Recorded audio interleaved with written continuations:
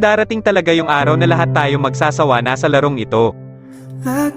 Pero sana kung dumating man yung araw na yon, wag na wag natin kakalimutan na pinasaya at binigyan tayo ng larong ito ng mga kaibigan. By the way, ako na lang ba yung ganito na ngayon? Dati kasi paggising ko pa lang ng umaga hahanapin ko na agad yung cellphone ko tapos maglalaro agad ng ML. May pagkakataon pa nga na nakakalimutan na kumain ng agahan hanggang hapunan, kahit pagligo nakakalimutan na din dahil sa kakagrind ng ML. Tapos ngayon napansin ko na okay na ko sa 2 game, minsan nga hindi na na-open yung account. Ganito na talaga ngayon kasi site na to para magseryoso na sa buhay. Hindi man ako naging kilala sa larangan ng larong ito, masaya naman ako na marami akong nakilala at nagkaroon ng mga tao na nabigyan ko ng kaunting ngiti. Walang lungkot na sumisilip